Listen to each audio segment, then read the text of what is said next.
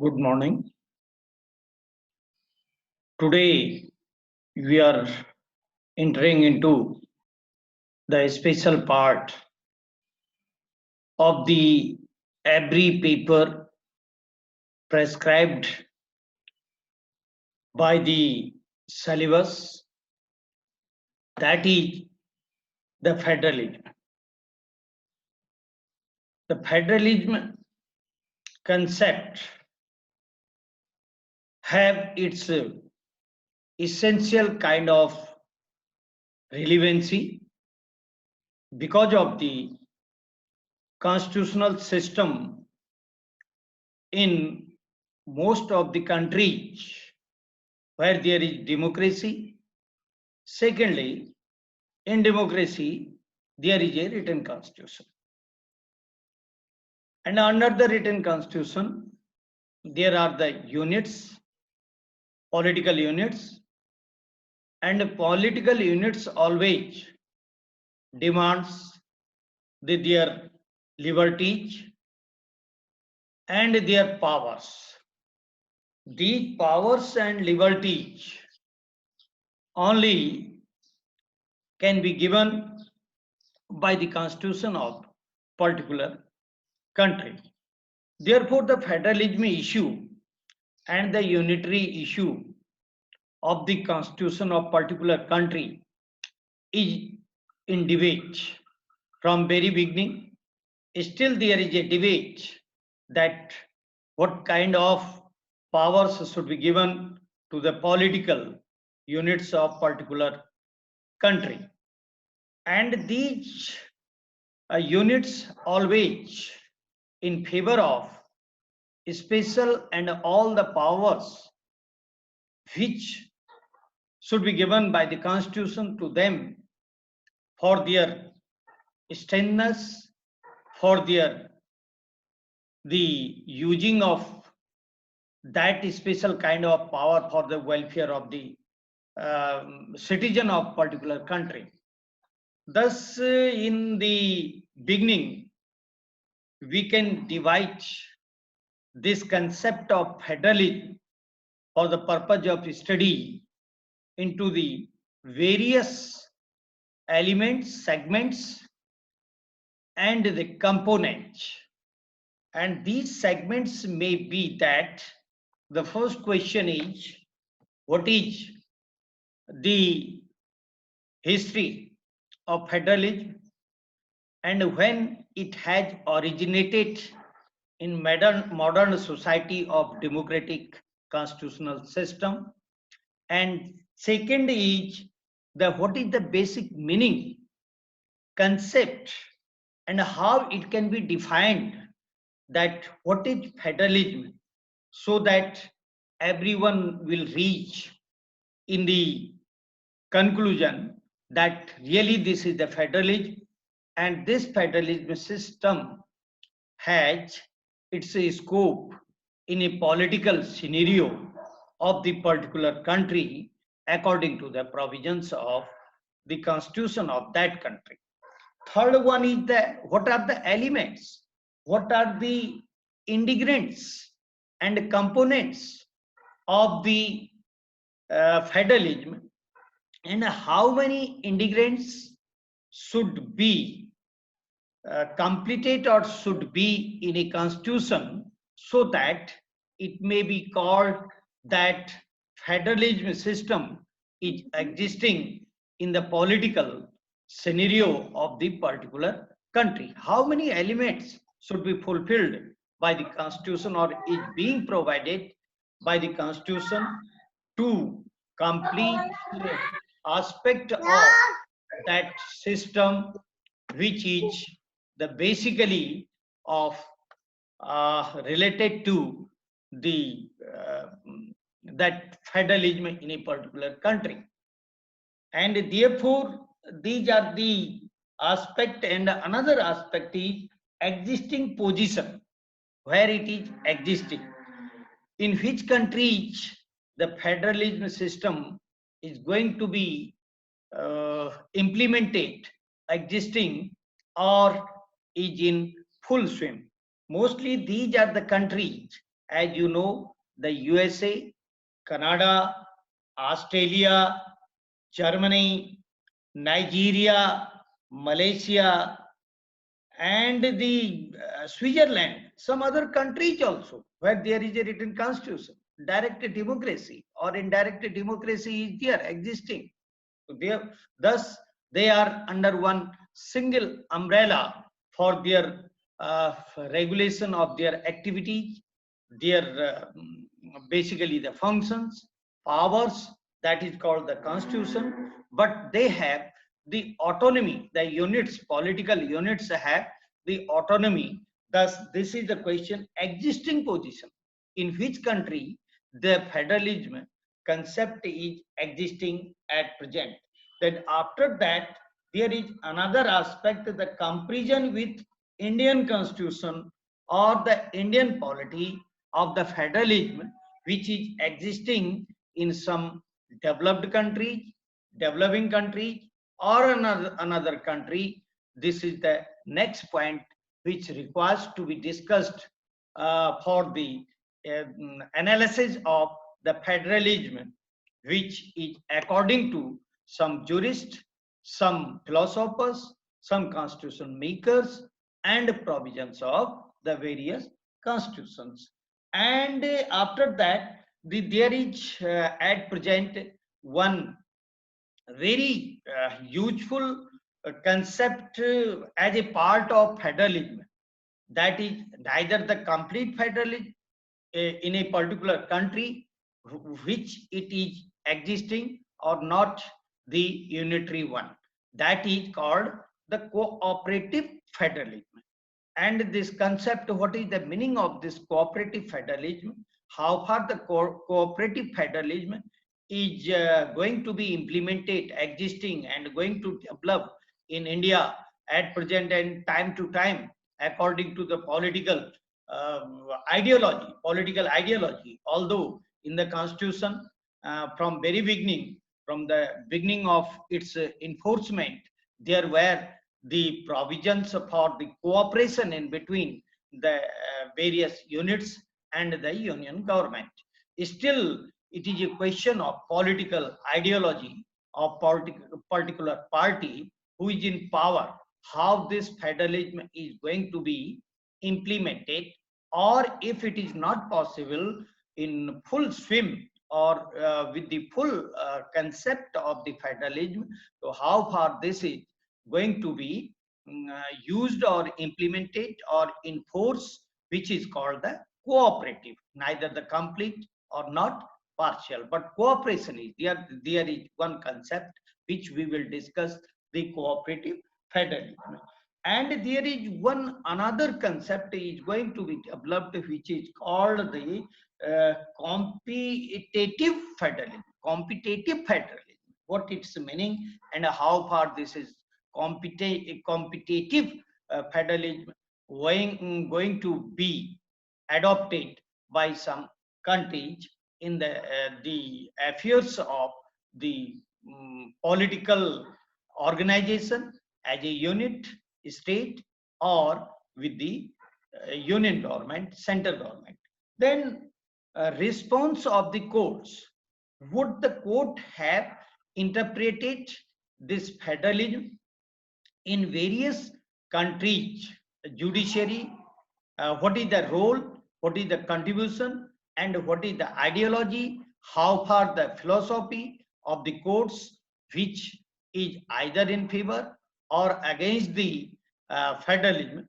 That is one of the questions which requires to be discussed in this forum with the student for the betterment of the society. Then there is another one, and that is with reference to the Indian system. In India, how far this federal concept is going to be adopted in India also, and what is the role of the judiciary, what is the contribution of the judiciary, and how far the judiciary has protected the federalism in India for the freedom of the states, for the liberties, for protecting the powers, and for the betterment of the people by protecting this special kind of the political element component in the interest of the whole society. Then, of course, as it is always there, that is called the conclusion of the particular part, and how we can conclude what kind of the controversies are there after the whole analysis of this federalism. Now, I'm entering into the first part, which is called the origin of the federalism, historical background of the federalism, and basically of the other aspect when it had came into force to think by the right thinking people and the people who are expert in that area and doing some work and have written the various the papers, research papers and books on the federalism. Therefore, the question is the origin of the federalism. When it has originated, this concept was whether from the ancient period. Of course, we can search and trace this aspect in the very inceptionally or ancient period, but it was not in such form as it is existing in the written constitution. I have highlighted some point relating to the freedom struggle of United States. You have seen the freedom struggle of United States, which was a very limited period of 17 years, near about 17 years, and that movement was for getting the full democracy, full political power, and full autonomy from the country which were controlled the USA. And that had started in 1763 and got freedom. USA, United States of America, had become the free or freedom it has got in the year 1776. So therefore, 4th July 1776 is the day and the year when United States became independence. And there was the work to frame the constitution for the people of United States of America. And the conditions of the United States were divided, political condition divided into the province and the center, or that is called the center government, or in the center there is the executive, and the head of the executive is the president. Therefore, the form of the government is presidential form of government in USA. And in the presidential form of the government, normally there are the states, and its states have their own autonomy because indirectly the president is being elected by the states also, and they have their right to cast the vote. So many things in that constitution, and the question was the federalism. And for that purpose, as I have pointed out, the year of 1776, and the constitution they have completed near about 1779 and 1781 after some amendment, and the first 10 amendments are a milestone to incorporate in the Constitution of America.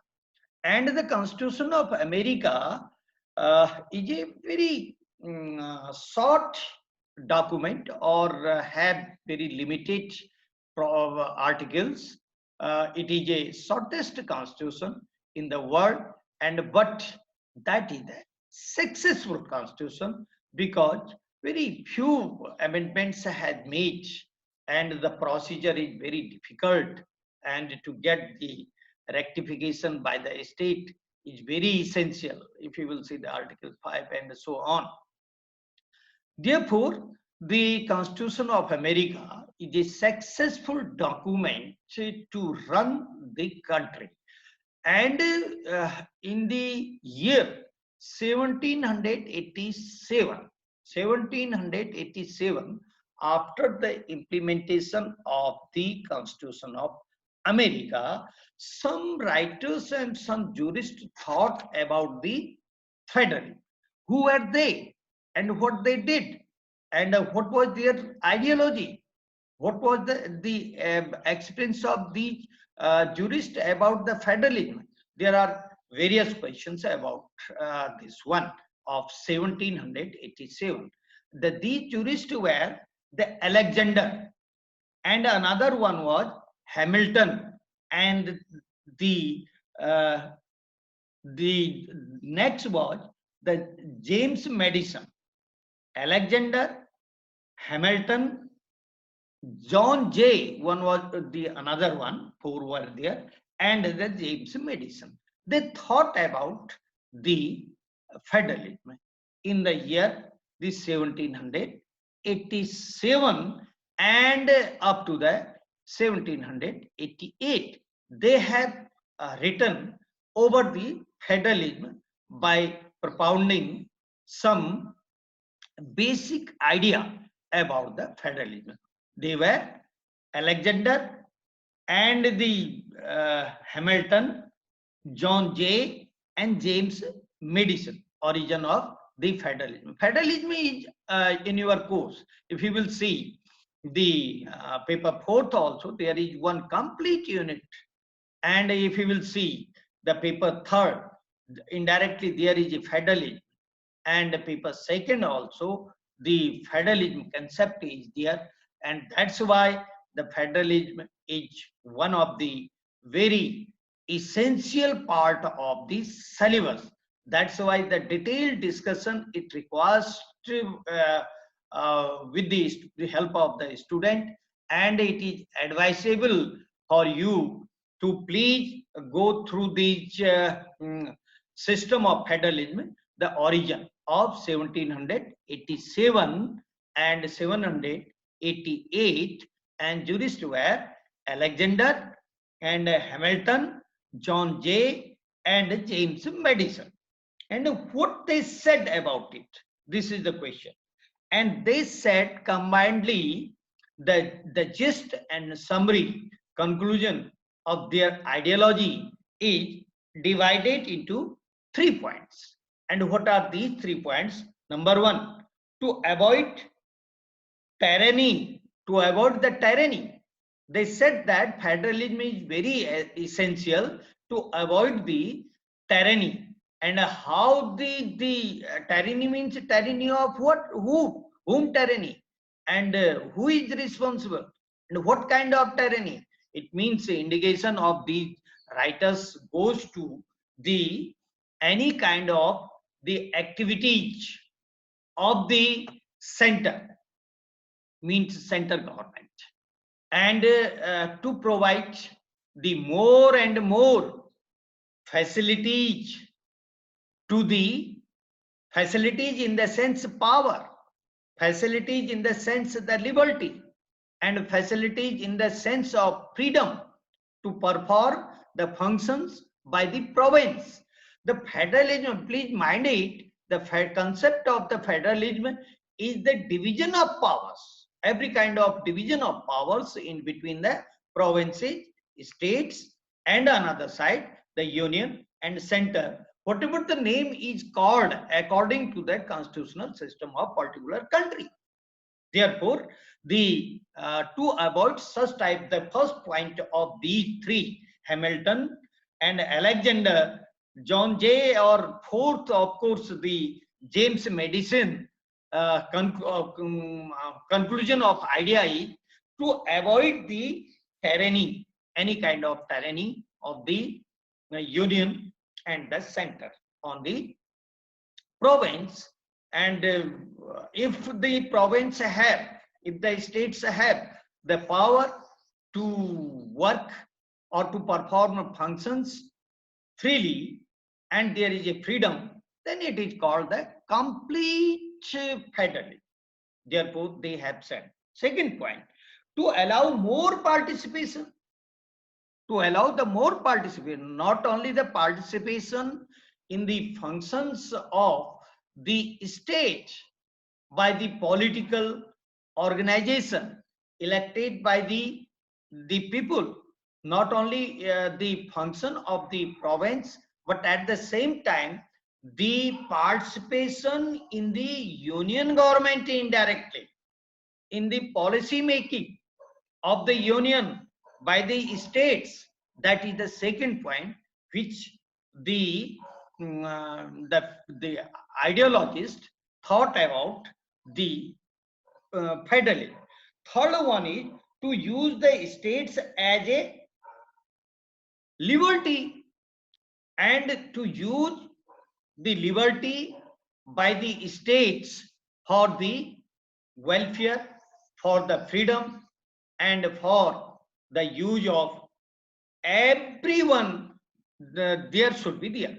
Therefore, there are the 3 points. First point is to avoid the tyranny. Second point, to allow more participation in the functions of state as well as in the union, and at the same time the participation in the political system of the particular country. Third one is to use the liberty, more freedom by the states. These are the 3 points which had originated by the Alexander and Hamilton, John Jay and James Madison. These are the points which had originated in the year 1787. It is a concept of near about 250 years back, or 50 years before, about the federalism they had said. And when the region, as I have told, as I have stated, that the region was the freedom of the America and the political system of America, United States of America, and the constitutional system of the America. Therefore, they have based their ideology on the constitutional system and constitutional provisions and constitution of the United States of America. Then James Madison has added some more points on the federalism, and these more points are the it is essential. He said that the James Madison had said that, apart from the three elements, said that it is essential for the progress of the people in the country. Federalism is very essential.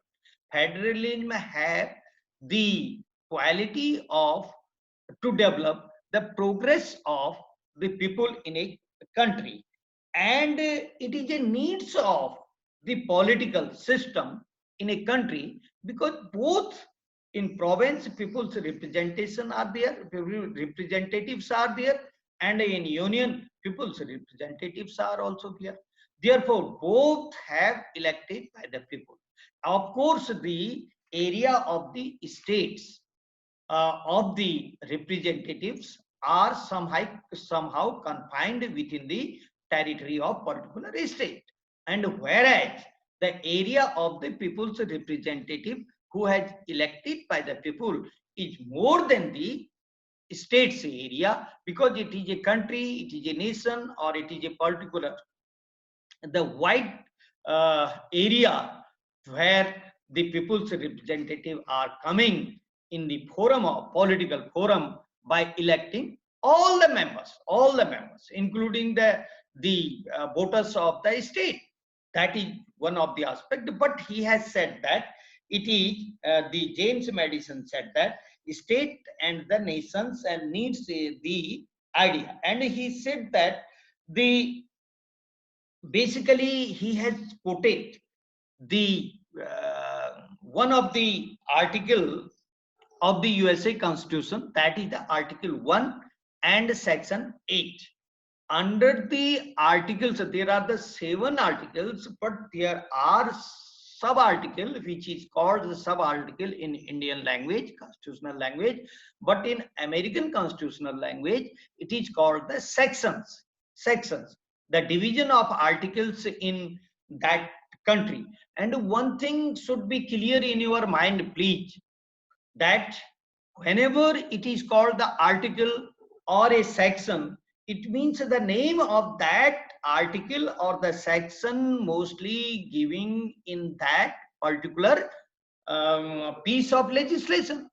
If you will see the Indian constitution, there is a one special article which gives the what will be the called the numerical number of the Indian constitutions, and the interpretation it is has written, and it is a definition clause and written under the article 366. If you will see such that the numerical number of this article, this constitution shall be called the article.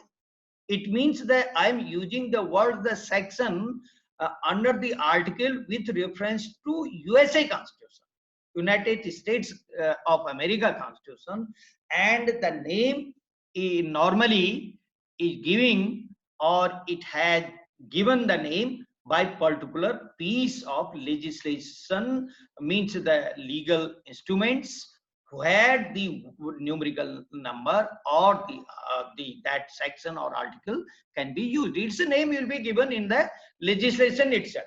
In summary, it can be said that like this. And he has quoted the James Madison has quoted the Article 1 and the section 8 of the American Constitution. There is an indication, and this is going to be end after the few minutes, but we will start the second part also, and some of the at least 3 and 4 lectures will be there on the federalism, and morning only 11 or 12 students are going to be joined here, and it is a very sad activity of the student, and this is not good, because the federalism is very useful for the purpose of examination, for the purpose of knowledge, for the purpose of interpretation of the constitutional system of various countries, and a comprehensive comparative analysis we are going to discuss in this platform. Therefore, ask your friends also particularly to join this lecture, and I will take this lecture also at 8 a.m. Tomorrow, because in evening time I am not getting the support of internet, and that's why it will be better to take the classes early in the morning, and all the students early in the morning are fresh, and therefore some have the habit to get up late, but it should be avoided by them, and positively to attend the classes. This is also the message, and through you I am communicating, conveying this message, so that the student may attend and get the benefits of these kinds of e-lectures, electronic lectures. It is not possible. Every student is sitting in the room, in the bed, or on the bed, or at their home, but they are getting the good facility of the lectures which university and the government have given the direction. And even if the student is not going to attend, it is a very sad part on the student. Please be aware about it. And of course, that Article 1, Section 8 gives some power to the Congress. Congress means just like a parliament in India. The name of that parliament in USA is called the Congress. And that power is given to various powers it has been given. And one of the power is delegated power. Delegated power to whom? And that delegated power is to the province. of that state. And secondly, the that delegated powers includes the regulate commerce and the other aspect, because some special departments are within the domain of the central government, or in the center, that are the defense to the country, that is the subject matter everywhere, that is the subject matter of the union and center. And some other business related matters, it can be regulated, or it is a matter related to the economy of particular country. Therefore, whenever there is a economy and the coin who will control it, this is the power of the center union. Everywhere in the federal system, some special powers are there, and these powers vested on the center, and therefore these powers are very, I can say, the unified powers, and some powers can be delegated under this provision of Article 1, Section 8. And implied power carrying into the education laws and some subject matters which are totally related to the state, and that is also the inherent powers. All these things which are written under the Article 1 of basically of the Section 8. Now there is one, after this initial discussion of the historical origin of federalism, there is one controversial aspect which has basically has written and discussed by two writers in their books. And who are those writers, where they belongs, and what was their profession, what they were doing, and how they had written so, and what is their ideology. These are the again the system of query. And whenever you are studying the matter, the first of all, it shall be or it should be your duty, please raise some question about that topic.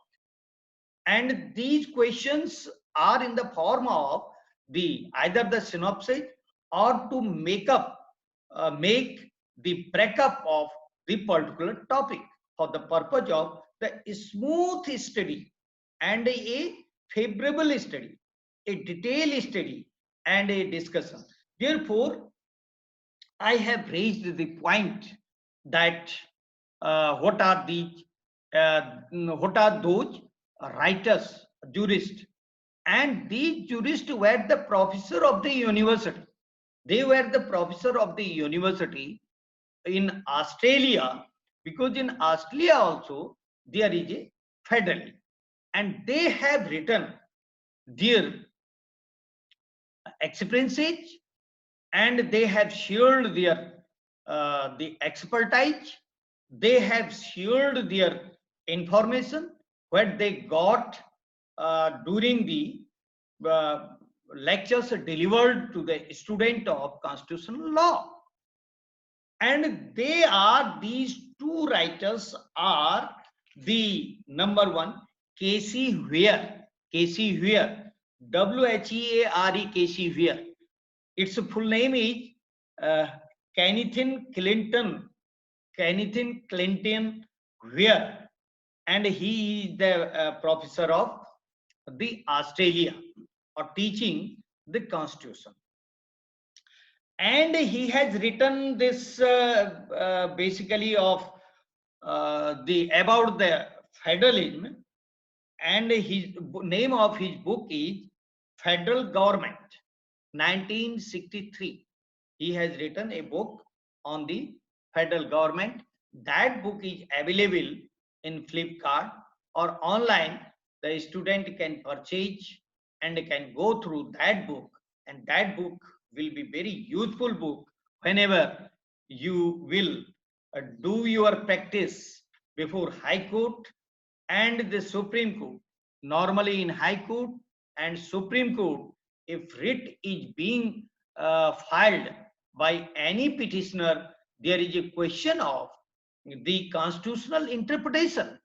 And thus, my sincere advice to those students who are practicing in High Court or have the plan to practice in High Court or the Supreme Court, they should be expert in constitution, not only the constitution of particular country, especially with reference to India, but they should have the knowledge about the constitutional system of world country, because the constitutional courts, including the High Court, Supreme Court, and they have the power to interpret the Constitution with reference to the provisions of other countries' Constitution. Therefore, please go through this book, which is written by K.C. Weir. On the name of the book, that book is written by K.C. Weir, the federal government, publication of that is available of 1963 edition, but later on the other edition, fourth edition, fifth edition, these are available in the market, and you can go through the federal government written by K.C. Weir, original book. Whenever you are getting time and waste one day and 2 day, and a whole book should be studied in one time. Don't read only one chapter, but the whole study should be done by the student if he has purchased the book in one time, in the first instance. And then whenever it requires to revise it, and then go through the particular topic or means chapter of that book. That should be the habit of you people. And the name of the another book is written by Professor Jeffrey Saver and Professor Jeffrey Saver. He has written, he is also the